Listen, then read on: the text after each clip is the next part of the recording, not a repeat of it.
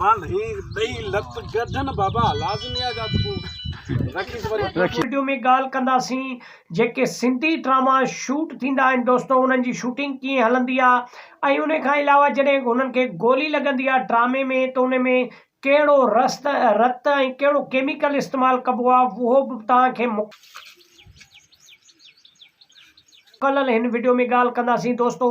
तव्हां वॾा वॾा जेके ड्रामा आहिनि फिल्मूं आहिनि दोस्तों इंडस्ट्री जा तव्हां शूट थींदे ॾिठा हूंदा, लेकिन यकीन मानियो तव्हां ॼण सिंधी ड्रामा जॾहिं ॾिसंदव शूट थींदे त तव्हां हैरान थी वेंदव दोस्तों। हिन में ज़हर ज़िंदगी आहे दोस्तों। इहो ड्रामा सीरियल इंतिहाई पॉपुलर आहे हींअर सॼे सिंध में। उन जी शूटिंग कीअं कंदा आहिनि दोस्तों, उन जी कीअं डायरेक्टर ॿुधाईंदो आहे, कीअं जो आहे गाइड कंदो आहे दोस्तों, उहो हर हिकु लम्हो तव्हांखे हिन वीडियो में असां ॿुधाईंदासीं दोस्तों। सिंधी ड्रामा सीरियल जे बारे में, सिंधी अदाकारनि जे बारे में कुझु बि ॼाणणु चाहियो था अगरि तव्हां त फ़ौरन असांजे चैनल खे सब्सक्राइब करे छॾियो ऐं वीडियो खे लाइक करे ऐं सुठो कमेंट्स करके तव्हां पंहिंजी राय जो इज़हार लाज़मी ॾेई सघो था दोस्तों। हिते तव्हां ॾिसो हे हले पियो थो हिकिड़ो स्क्रीनशॉट असां तव्हांजे लाइ जेको आहे सो डाउनलोड करे यूट्यूब मां तव्हांखे ॾसियूं पिया था। ॾिसो तव्हां त ड्रामे जी शूटिंग कीअं रही आहे दोस्तों। हिकिड़े शख़्स खे पोयां जो आहे छुरो या गोली हिकिड़ी लॻे थी, जीअं आवाज़ अचे थो दोस्तों, त उन में कहिड़ो रंग इस्तेमालु कजे थो दोस्तों।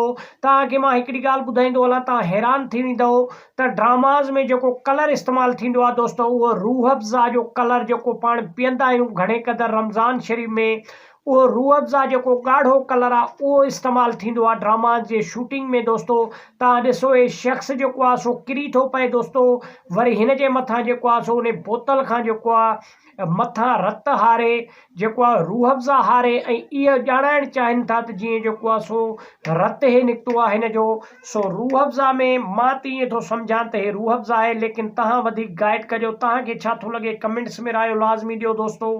तो ड्रामा सीरियल जी शूटिंग कीअं थींदी आहे दोस्तों, ड्रामानि जी, छाजे करे खोड़ सारा असांजा सिंधी नौजवान आहिनि उहे सोचींदा आहिनि त यार हिननि ड्रामानि खे शूट कीअं कंदा आहिनि, हिननि जो आवाज़ कीअं रिकॉर्ड थींदो आहे, छो जो माइक जो हुजणु लाज़मी हूंदो आहे। त दोस्तों तव्हां हिते ॾिसी था सघो त ड्रामा कीअं शूट थींदा आहिनि ऐं कहिड़ी कहिड़ी शयुनि हुननि खे ज़रूरत हूंदो आहे, छाजे करे माइक बि लाज़मी हूंदो आहे ऐं हिकिड़ो शख़्स जेको आहे सो डायरेक्टर जेको हूंदो आहे उहो अॻियां पनो खणी जेको आहे सो हिकु हिकु जेको आहे लफ़्ज़ हुननि खे ॿुधाईंदो वेंदो आहे। जेको अॻियां अदाकार हूंदो आहे दोस्तों, जेको चवण वारो हूंदो आहे शख़्स, उनखे हिकु हिकु लफ़्ज़ पढ़ायो वेंदो आहे। पोइ हो जेको आहे सो डायलॉग जे ज़रिए जेको आहे सो ॿुधाए, पोइ हिननि जी सॼी एडिटिंग कंदा आहिनि। एडिटिंग करे जेका पार्ट जेको आहे सो वधीक हूंदो आहे उनखे कट सट करे मिलाए ऐं अहिड़ो भलो ड्रामो करे पेश कंदा आहिनि। तव्हां ॾाढो तव्हां हैरान थी वेंदव त कीअं शूट थियो। त दोस्तों हे ही शूटिंग वारी वीडियो जेका असां तव्हांखे ॾसी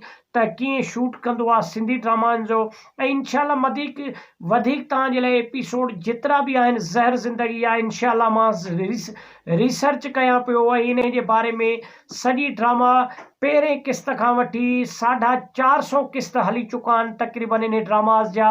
उन मुकमल तव्हांखे जेको आहे सो गाइड कबो हिकिड़े हिकिड़े किस्त जे बारे में।